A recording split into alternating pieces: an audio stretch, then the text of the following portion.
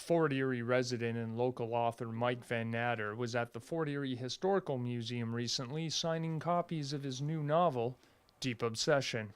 The book is rooted in the recent past.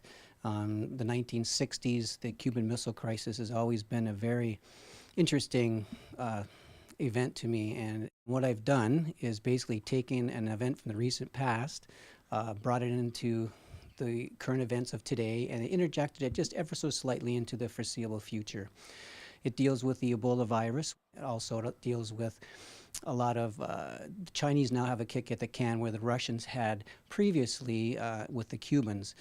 They've developed the strain of Ebola and they've perfected it, and now they have sleeper cells in around the Great Lakes, and they're seeding the Great Lakes with the Ebola virus with the intent of subversing the United States and maintaining control in the Western world.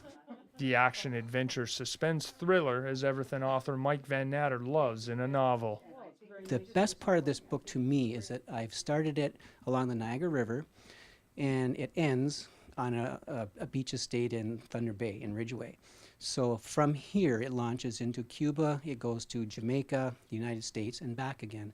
All the while, the main characters are coming back to Niagara Lake, which is the headquarters for the North American Bureau of Security. The realism of the novel is that it takes place in North America, not some faraway country.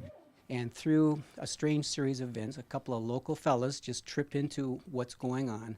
One of the fellas goes down to Cuba and he hooks up with an art dealer.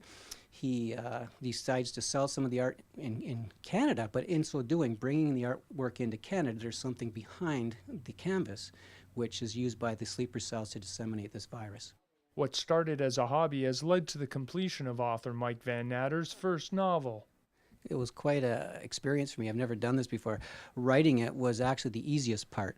The research was very interesting and exciting, but having done the research and the writing, then I went and approached the publisher, and then it became the editing process, and I must have had at least 8 or 9 complete revisions of the novel.